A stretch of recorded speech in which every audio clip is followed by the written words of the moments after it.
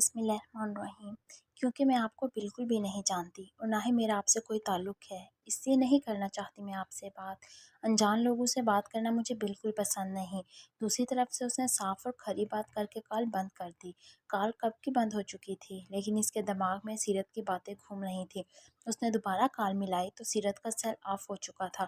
غصے سے اس کی رگیں تن گئیں۔ اس نے اپنا سیل اٹھا کر زور سے دیوار پر دے مارا اور اپنے سر کو ہاتھوں پر گرا لیا، جو کہ اب درد سے پھٹ رہا تھا۔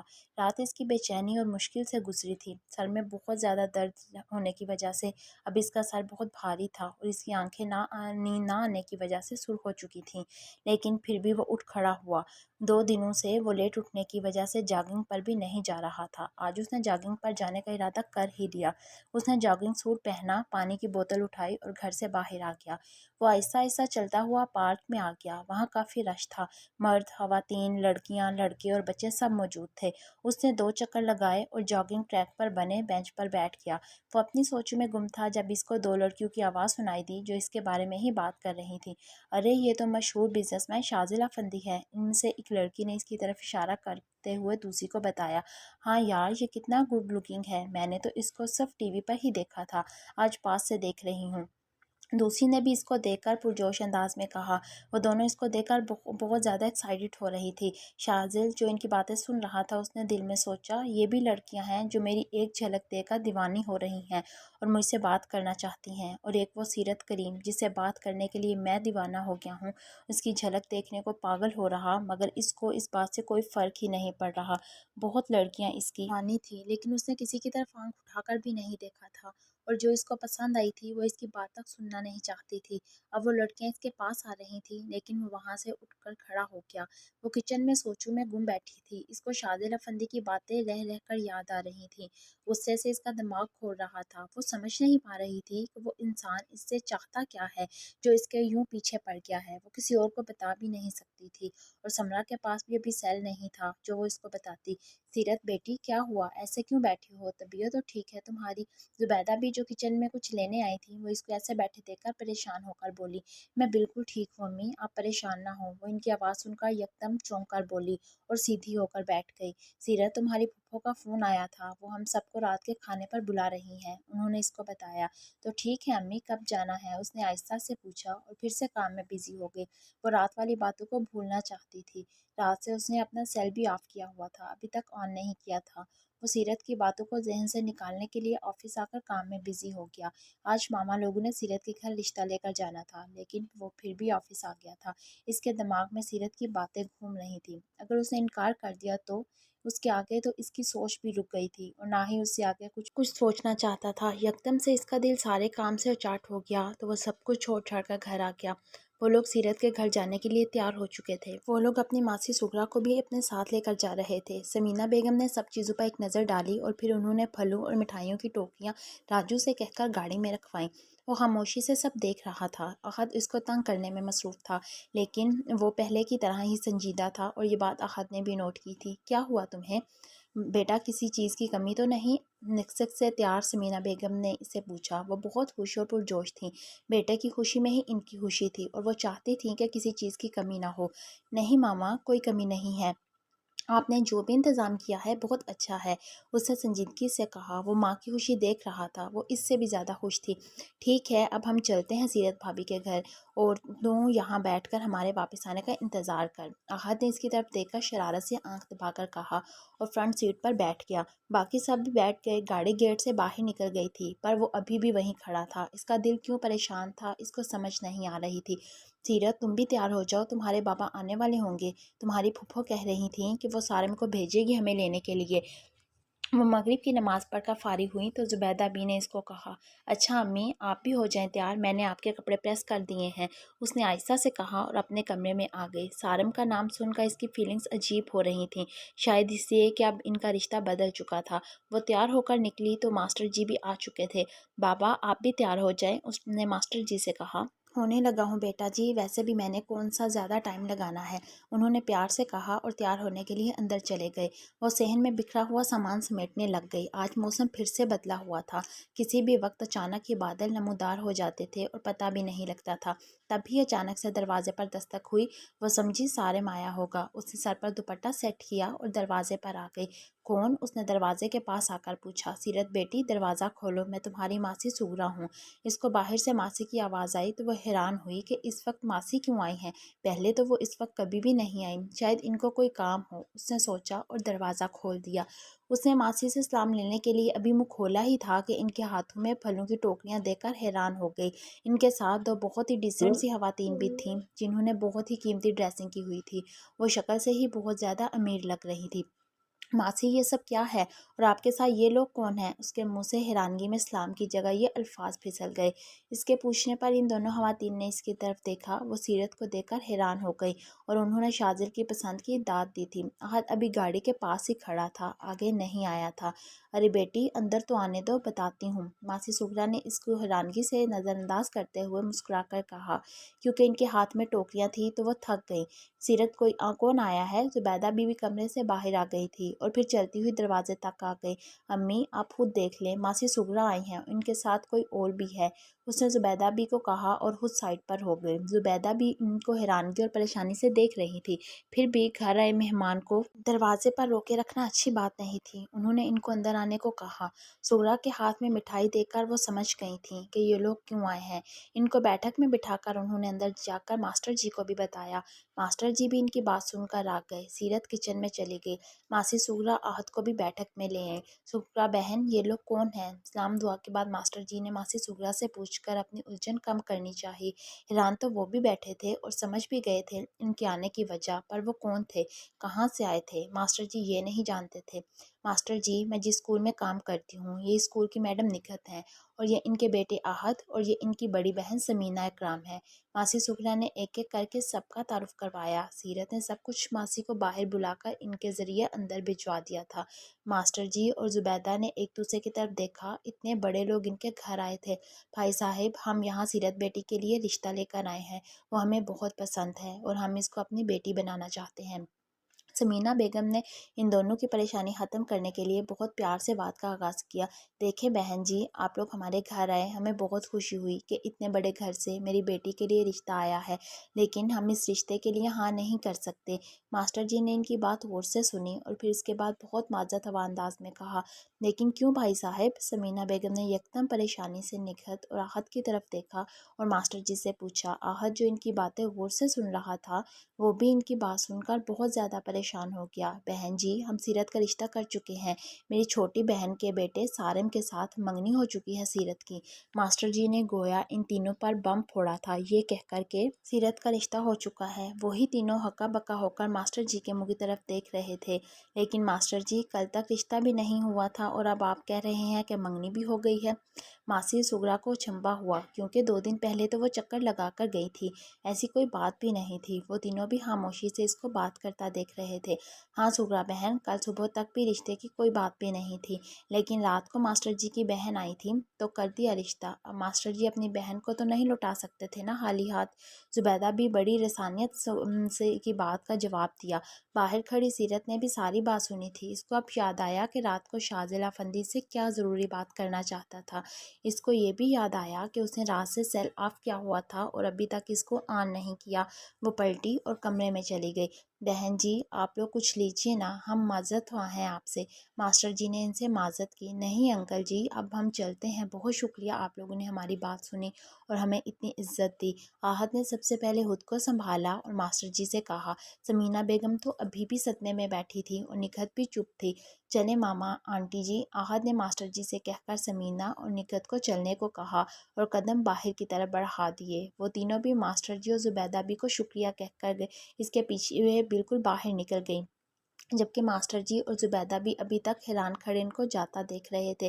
वो लोग जा चुके थे। सीरत बैठक में आई और सारा सामान उठा कर ले गई, जो वैसे का वैसा ही पड़ा था। उसने सब कुछ समेट कर रखा और कमरे से सेल उठाकर ऑन किया और चादर ओढ़कर बाहर निकल आई। मास्टर जी और जुबैदा भी बैठक से बाहर आ गए। तब तक सारिम भी इन लोगों को लेने आ चुका था। इसको रास्ते में कोई काम पड़ गया था, इसलिए वो लेट हो गया था और एक तरह से अच्छा ही हुआ था। जुबैदा भी ने शुक्र अदा किया कि सारिम लेट आया, अगर वो देख लेता तो क्या सोचता। गाड़ी में बैठे तीनों नफूस बहुत चुप थे। आहद लब भींचे खामोशी से ड्राइव कर रहा था। निगहत बेगम खामोश बैठी थी, बल्कि समीना बेगम के तो आंसू ही नहीं रुक रहे थे। वो ये सोच रही थी कि वो कैसे बताएंगी शाजिल को। वो तो इसका इतना यकीन दिलाकर आई थी। आहद अपनी जगह सोच रहा था कि जब शाजिल को पता लगेगा कि सीरत किसी और की हो गई है तो इस पर क्या गुजरेगी। अभी तो उसने ख्वाब देखने शुरू किए थे। वो 2 दिन में उसकी मोहब्बत कितना बदल गया था। लोगों के इनकार से उसका रिएक्शन क्या होगा। निगहत बेगम खुद भी दुखी थी, लेकिन वो समीना को भी तसल्लियाँ दे रही थी। अचानक ही आहद का सेल बजा। तीनों ने चौंक कर देखा। इन्हें पता था कि कॉल शाजिल की है, लेकिन आहद ने अटेंड नहीं की थी। सेल बज बज कर खुद ही बंद हो गया। शाजिल अफंदी लान में बैठा इन लोगों के आने का बड़ी बेसब्री से इंतज़ार कर रहा था। उसने आहद को कॉल की, लेकिन वो भी अटेंड नहीं कर रहा था। वो ज़्यादा बेचैन हो गया और इसका दिल घबराने लग गया। वो उठकर बेचैनी से टहलने लग गया। अभी उसने एक दो चक्कर ही काटे थे जब गेट पर गाड़ी रुकने की आवाज़ आई। गार्ड ने गेट खोला। गाड़ी फ्राटे से अंदर आई और सीधी पोर्च में जाकर रुकी। वो लोग उतरकर अंदर चले गए तो शाजिल भी वहाँ से उठकर इनके पीछे चला गया। वो जब लाउंज में गया तो समीना और निगहत बेगम भी सोफे पर बैठ चुकी थी, जबकि आहद ऐसे ही समीना के कंधे पर हाथ रखकर झुका हुआ था। शायद वो इनसे कुछ कह रहा था। शाजिल ने करीब पहुंचकर इन तीनों की तरफ देखा। वो लोग खामोश से थे।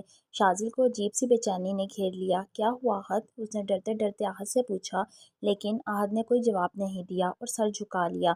हुआ क्या है आहद, बताओ, मैं तुमसे पूछ रहा हूँ कुछ। आहद का जवाब ना देने पर शाजिल ने झंझलाकर कहा और उसका बाजू पकड़कर इसका रुख अपनी तरफ किया। वो जवाब जानना चाहता था, पर सब खामोश थे। शाजिल, मेरी बात गौर से सुनना तुम। आखिरकार आहद ने बताने के लिए हिम्मत की। हाँ बताओ, मैं सुन रहा हूँ, उसने कहा और गौर से आहद की बात सुनने लगा। इसका पूरा जिस्म जैसे एक कान बन गया था। सीरत का रिश्ता इसके कज़न के साथ कल रात को हुआ है, इसलिए इन लोगों ने हमें रिश्ता देने से इनकार कर दिया है। आहद ने ये अल्फाज बहुत मुश्किल से अदा किए और शाजिल की तरफ देखा, जिसका चेहरा धुआं धुआं हो चुका था। वाट? शाजिल अफंदी को तो गोया 100 वाट का करंट लगा था। इसकी ज़बान से सिर्फ एक लफ्ज़ निकला और वो भी बहुत मुश्किल से। इसकी आंखों के सामने तो जैसे अंधेरा छा गया था। इसको आहद की शक्ल भी धुंधली सी नजर आने लग गई थी। वो धुंधलाई आंखों से सबको देख रहा था। आहद ठीक कह रहा है शाजिल बेटा। निगहत बेगम भी इसके पास आकर खड़ी हो गई। समीना बेगम ने भी उठकर शाजिल को गले लगा लिया। वो खुद भी बहुत दुखी थी। आहद भी इसके पास आ गया, लेकिन इसको कुछ समझ नहीं आ रहा था। उसके दिमाग में एक ही बात घूम रही थी कि सीरत किसी और की हो चुकी थी। शाजिल, क्या हुआ, कुछ बोलो तो सही। आहद ने समीना बेगम को पकड़कर बिठाया और शाजिल को पकड़कर इसका चेहरा अपनी तरफ किया, लेकिन शाजिल शॉक्ड अंदाज में इसकी तरफ देख रहा था। कितना बड़ा खेल खेला था किस्मत ने इसके साथ, वो खुद भी हैरान था। आहद ने इसको बाजू से पकड़कर झंझोड़ा तो इसको होश आया। इसके दिमाग में धमाके हो रहे थे। उसने आहद से अपना हाथ छुड़वाया और लंबे लंबे ढक भरता सीधा सीढ़ियाँ चढ़ गया। आहद इसके पीछे जाने लगा तो समीना बेगम ने इसको पीछे जाने से रोक दिया।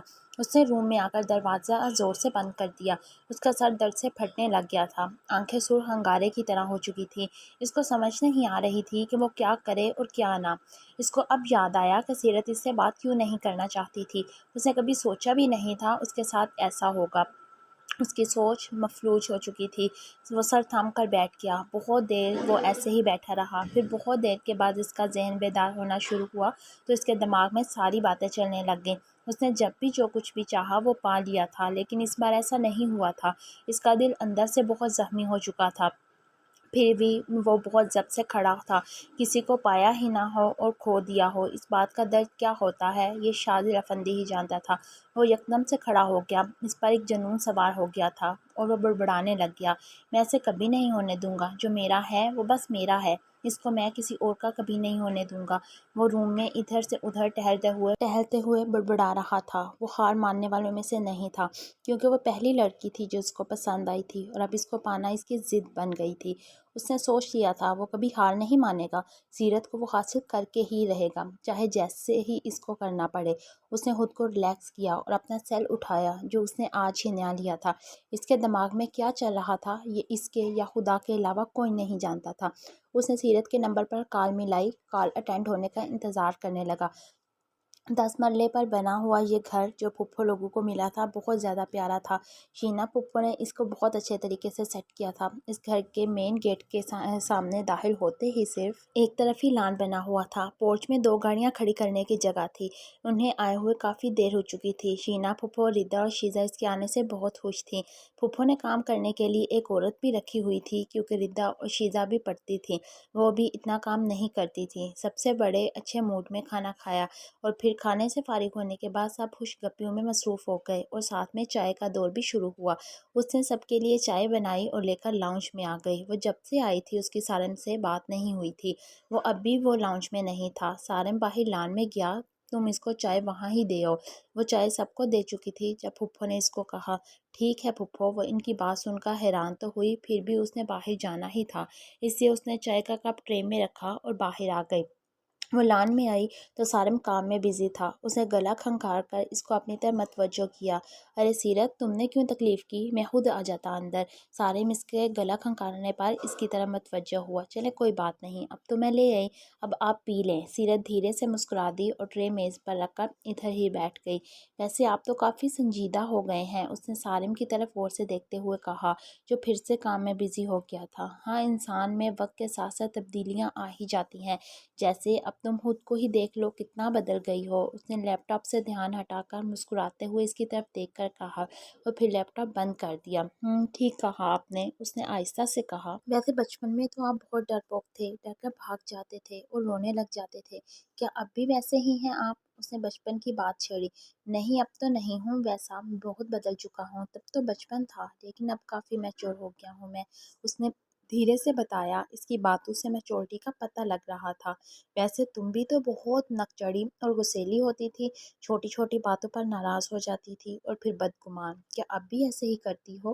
اس نے بھی مسکراتے ہوئے اس کی بچپن کی باتیں اس کو یاد کروائیں۔ وہ لوگ جب چھوٹے تھے تب تو ایک دوسرے کے گھر بہت آتے جاتے تھے، لیکن جب سارم نے کالج میں ایڈمیشن لیا تو اس کے بعد وہ کبھی نہیں گئے تھے، بس سب پڑھائی میں بزی ہو گئے تھے۔ میں فضول باتوں پر نہ تو غصہ کرتی تھی اور نہ ہی بدگمان ہوتی تھی، بعض جو باتیں غلط تھیں اس پر میں ناراض ہو جاتی تھی اور بدگمان بھی، اور نکچڑی نہ میں پہلے تھی اور نہ ہی اب ہوں، اس نے برا سا منہ بنا کر کہا اور جانے کے لیے اٹھ کر کھڑی ہو گئی۔ ارے سیرت رکو، تم تو پھر سے غصہ کر گئی۔ وہ بھی ایک دم سے اس کے ساتھ ہی اٹھ کھڑا ہوا، لیکن سیرت نے کوئی جواب نہیں دیا۔ کیا تم اس رشتے سے خوش ہو؟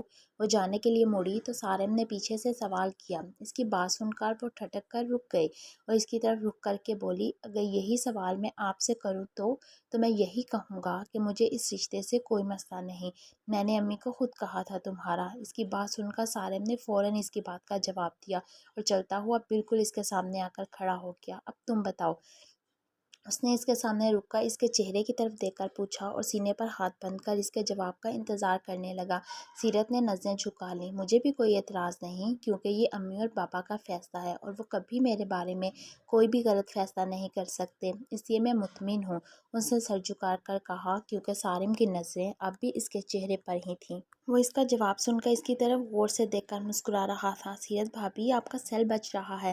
اس کو سارم کی نظروں سے گھبراہٹ ہونے لگ گئی تھی، تبھی ردا نے اس کو آواز دی۔ اس نے شکر ادا کیا اور وہاں سے بھاگ گئی۔ سارم نے اس کو بھاگتے دیکھا تو مسکرا دیا۔ اس نے اندر آ کر سیل دیکھا تو شازیہ فندی کی بہت سی کالز آئی ہوئی تھیں، اس کے ماتھے پر بل پڑ گئے اور چہرے پر غصہ آ گیا۔ اس کی کچھ دیر پہلے والی ساری گھبراہٹ اڑن چھو ہو چکی تھی۔ کال بند ہونے کے بعد اب اس کے میسیجز آ رہے تھے۔ اس نے 2-3 بار کالز کی بیل جا رہی تھی، لیکن سیرت نے کال اٹینڈ نہیں کی۔ اس کی بے چینی اور زیادہ بڑھ گئی تھی۔ اس نے 2-3 میسیجز کیے لیکن کوئی جواب نہیں آیا اور وہ جلد از جلد سیرت سے بات کرنا چاہتا تھا۔ اس نے دوبارہ غصے میں کال ملائی۔ اس بار سیرت نے کال اٹینڈ کر لی۔ کال کیوں نہیں اٹینڈ کر رہی تھی تم؟ جیسے ہی اس نے کال پک کی، شازیہ نے انتہائی غصے سے پوچھا، میں کوئی آپ کی ملازمہ نہیں ہوں جو فوراً کال اٹینڈ کر لوں آپ کی؟ آگے سے بھی بہت غصے میں جواب دیا گیا، میری بات کا جواب دو، میں نے رشتہ بھیجا تھا، آپ کے پیرنٹس نے انکار کیوں کر دیا؟ اس کو پتہ تو تھا، لیکن پھر بھی وہ اس سے پوچھ رہا تھا کیونکہ وہ اس کے منہ سے سننا چاہتا تھا، کیونکہ میں اپنے کزن کے ساتھ انگیجڈ ہوں۔ تو آپ کو ہاں کیسے کرتے میرے پیرنٹس؟ میں کسی اور کی ہو چکی ہوں، آپ کیوں پیچھے پڑ گئے ہیں میرے؟ نہیں کرنا چاہتی میں آپ سے بات، نفرت ہے مجھے آپ جیسے لوگوں سے جو دوسروں کو یوں ذلیل کرتے ہیں۔ غصے میں اس کے منہ میں جو بھی آیا وہ بولتی چلی گئی۔ آپ نے جو بولنا تھا وہ بول لیا، اب غور سے میری بات سنیں، آپ میری ہو اور ہمیشہ میری ہی رہو گی۔ آپ کے نام کے ساتھ میں کسی اور کا نام جڑنے نہیں دوں گا، یہ میرا وعدہ ہے آپ سے۔ یاد رکھنا شاذل افندی کو جو چیز پسند آ جاتی ہے وہ اس کو حاصل کر کے ہی رہتا ہے، اور آپ تو میرا پہلا اور آخری پیار ہو، میں کیسے آپ کو کسی اور کا ہونے دوں گا۔ شاذل نے اس کی ساری باتیں بڑی برداشت کے ساتھ سنی، پھر اس نے اپنی بات کہنا شروع کی تو سیرت سن کر صدمے سے گنگ رہ گئی۔ کوئی انسان اتنا بھی گر سکتا ہے کیا؟ اس نے کبھی سوچا بھی نہیں تھا۔ آپ کو جو کرنا ہے کریں، میری نا ہاں میں نہیں بدلے گی، سمجھے؟ اس نے ہمت کر کے کہہ تو دیا تھا، لیکن اندر سے وہ بہت ڈر گئی تھی اس کے اتنے سخت الفاظ اور دھمکیاں سن کر۔ یہ تو وقت ہی بتائے گا ہاں ہوتی ہے کہ نہ۔ میں نے عزت سے رشتہ بھیجا تھا، لیکن آپ لوگوں نے انکار کر دیا۔ اب دیکھنا جو بھی کروں گا میں ہی کروں گا، تیار ہو جاؤ آپ لوگ۔ اس نے ایک ایک لفظ کو چبا چبا کر بڑے غصے میں کہا اور کال بند کر دی۔ وہ اس وقت ہوش و حواس میں نہیں تھا، بس اس کے منہ میں جو آیا اس نے بول دیا تھا۔ اس پر جنون سوار ہو چکا تھا سیرت کو پانے کا۔ کال بند ہو چکی تھی، لیکن وہ ابھی بھی گنگ کھڑی تھی۔ اس کے وہ ساری باتیں گونج رہی تھیں جو شاذل نے اس سے کی تھیں۔ کوئی انسان اتنا بھی گر سکتا ہے، اس نے کبھی سوچا بھی نہیں تھا۔ وہ کیا کرے، کس کو بتائے، اس کو بھی کچھ سمجھ نہیں آ رہی تھی۔ سمرا بھی اتنے دنوں سے نہیں آئی تھی، اگر وہ آتی تو اس سے شیئر کر لیتی۔ اس کا دل دکھ سے بھر گیا اور آنکھوں میں آنسو آ گئے۔ وہ خود کو بہت بے بس محسوس کر رہی تھی، لیکن پھر اس نے جلدی سے چہرہ صاف کیا اور سب کے پاس آ کر بیٹھ گئی۔ وہ کسی کو اپنی پریشانی دکھانا نہیں چاہتی تھی۔ ماسٹر جی اور زبیدہ بی بی جانے کے لیے اٹھ کھڑے ہوئے۔ اب وہ بھی جلد سے جلد گھر جانا چاہتی تھی۔ سارم بھی اندر آ چکا تھا۔ اس نے سیرت کو دیکھا تو وہ نظر جھکا گئی۔ سارم یہی سمجھا کہ وہ کچھ دیر پہلے کی بات کی وجہ سے ایسے بیہیو کر رہی ہے۔ وہ اس کو دیکھ کر مسکرا دیا۔ وہ لوگ تقریباً 11:15 بجے گھر پہنچے تھے۔ ان کو سارم چھوڑ کر گیا تھا۔ شاذل نے کال بند کر کے سیل زور سے بیڈ پر پھینک دیا۔ وہ خود کو سنبھال چکا تھا۔ پھر اس کو یاد آیا کہ سمینا بیگم اس کے لیے کتنی پریشان تھیں، اور آہت بھی، لیکن تب اس نے اس کی کسی کی نہیں سنی تھی اور غصے سے اندر آ گیا تھا۔ اس کو تب خود بھی غصے میں کچھ سمجھ نہیں آ رہا تھا۔ اب وہ کچھ ریلیکس تھا تو وہ جلدی سے روم سے باہر آیا۔ اس کا رخ سمینا بیگم کے روم کی طرف تھا۔ وہ تیزی سے نیچے آیا تو ساری لائٹ صاف ہو چکی تھیں۔ لگتا ہے ماما جی سو گئی ہیں، اس نے خود کلامی کی اور ان کے روم کا دروازہ آہستہ سے کھول کر اندر آ گیا۔ وہ گہری نیند میں تھیں۔ اس نے جھک کر ان کا کمبل ٹھیک کر کے ان کے ماتھے پر بوسہ دیا اور آہستہ سے دروازہ بند کر کے باہر آ گیا۔ آہت اور نگہت بیگم جا چکے تھے۔ وہ بھی دوبارہ روم میں آ گیا۔ ساری رات اس کو نیند نہیں آئی تھی، لیکن پھر بھی وہ صبح جلدی اٹھ گیا تھا۔ جب وہ شاور لے کر واش روم سے باہر نکلا تو سمینا بیگم اس کے روم میں بیڈ پر بیٹھی تھی۔ ویسے تو وہ اوپر کبھی نہیں آئی تھی، لیکن آج وہ خاص طور پر اس کے لیے آئی تھی۔ اس کو بہت شرمندگی ہوئی۔ اس نے تولیہ کاؤچ پر پھینکا اور ان کے سامنے گھٹنوں کے بل بیٹھ کر ان کے ہاتھ اپنے ہاتھ میں تھام لیے۔ ماما آپ مجھے بلا لیتی، میں نیچے آ جاتا۔ آپ اتنی زیادہ سیڑھیاں چڑھ کر آئی ہیں، آپ کے پاؤں اور گھٹنوں میں درد ہوگا، اس نے بڑی فکر مندی سے کہا۔ اس کو رات والا اپنا رویہ یاد تھا، اس لیے وہ شرمندہ بھی تھا کہ اس نے ماں کی بات بھی نہیں سنی تھی۔ کوئی بات نہیں شاذل بیٹا، مجھے کوثر چھوڑ کر گئی ہے، میں رات سے بہت پریشان تھی آپ کے لیے۔ بیٹا جو ہونا تھا وہ ہو گیا، شاید سیرت تمہاری قسمت میں ہی نہیں تھی۔ انہوں نے شاذل کے چہرے کو اپنے ہاتھوں میں لے کر کہا۔ اس کی آنکھیں اب بھی بہت سرخ تھیں۔ وہ جانتی تھی کہ اتنے سالوں میں ایک ہی لڑکی پسند آئی تھی شاذل کو، اور وہ بھی اس کو نہ مل سکی۔ اس بات کا انہیں بھی بہت دکھ تھا۔ وہ یہ بھی جانتی تھی کہ شاذل بہت اپسٹ ہے، پر وہ ان کی وجہ سے ہی اپنے چہرے سے ظاہر نہیں ہونے دے رہا تھا، کیونکہ وہ ان سے بہت پیار کرتا تھا۔ ماما آپ جانتی ہیں نا، کسی کو بھولنا اتنا آسان نہیں ہوتا، اور سیرت کو بھولنا تو ناممکن ہے میرے لیے۔ میں اس کو کبھی بھی نہیں بھول سکتا۔ ماما میں بہت پیار کرتا ہوں اس سے، میں اس کے بنا نہیں رہ سکتا۔ آپ نے دیکھا ہے نا سیرت کو، میں نے سوچ لیا ہے میں اس کو حاصل کر کے ہی رہوں گا۔ آپ بس دعا کرنا اپنے بیٹے کے لیے۔ اس نے سمینا بیگم کی ساری بات غور سے سن کر پختہ لہجے میں کہا۔ اس کے ایک ایک لفظ سے محبت ظاہر ہو رہی تھی۔ وہ نیچے سے اٹھ کر ان کے پاس بیٹھ گیا اور ان کو اپنی باہوں کے گھیرے میں لے لیا۔ دیکھا ہے میں نے، وہ مجھے بھی بہت پسند آئی ہے، لیکن اب آپ خود کو سنبھال لو۔ میں جانتی ہوں بھولنا مشکل ہے، لیکن بیٹا ایسے کیسے ہو سکتا ہے؟ ہم کسی کو مجبور نہیں کر سکتے، اور جوڑیاں تو آسمانوں پر بنتی ہیں۔ انسان زمین پر خود سے اپنی پسند سے رشتوں کو جوڑنے کی ناکام سی کوشش ہی کرتا ہے۔ یہ سب کچھ تو اوپر سے پہلے سے طے ہو چکا ہوتا ہے۔ وہ بڑی رسانیہ سے شاذلی کو سمجھا رہی تھیں، کیونکہ زندگی کے بارے میں ان کا بہت زیادہ تجربہ تھا۔ وہ بھی ان کی بات سن رہا تھا، لیکن اس نے آگے کیا کرنا تھا وہ سوچ چکا تھا۔ ماما آپ پریشان نہ ہو، میں ٹھیک ہوں، مجھے کچھ نہیں ہوگا، آپ بس دیکھتی جائیں، آپ کی بہو اور میری بیوی سیرت ہی بنے گی، یہ میرا وعدہ ہے آپ سے۔ اب آپ نے دکھی نہیں ہونا، اور جہاں تک بات قسمت کی ہے وہ میں اپنی خود بناؤں گا۔ اس نے بہت سوچ سمجھ کر پرعزم ارادے سے سمینہ بیگم کو کہا۔ اس نے بہت یقین سے وعدہ کیا تھا، اور اب وہ اس کو ہر حال میں پورا بھی کرے گا۔ اس نے پرعزم ارادے سے اپنے دل میں کہا، شاذل کبھی بھی کچھ بھی غلط مت کرنا بیٹا، جسے مجھے اپنی پرورش پر شرمندگی ہو۔ لڑکیاں بہت نازک ہوتی ہیں، ان کی عزت ہی ان کے لیے سب کچھ ہوتی ہے، اور اگر وہی نہ رہے تو لڑکی کہیں منہ دکھانے کے لائق نہیں رہتی۔ انہیں شاذل کے اس پر پرعزم ارادے سے بہت ڈر لگ رہا تھا، وہ نہ جانے کیا کرنے والا تھا، اس لیے وہ دہل گئی، اور انہوں نے شاذل کو سمجھایا، ماما آپ جانتی ہیں میں عورتوں کی بہت عزت کرتا ہوں، میں کبھی بھی کچھ بھی غلط نہیں کروں گا جس سے آپ کی پرورش پر کوئی بات آئے۔ اب وہ لوگ رشتے کے لیے خود ہی کال کریں گے، آپ بس بھروسہ رکھیں اپنے بیٹے پر۔ اس کو پتہ تھا کہ سمینہ بیگم ڈر رہی ہیں، اس لیے اس نے انہیں بہت تحمل سے اور پیار سے اپنی بات سمجھائی اور کھڑا ہو گیا۔ تب بھی کوثر نے آ کر ان کو ناشتہ لگنے کی اطلاع دی۔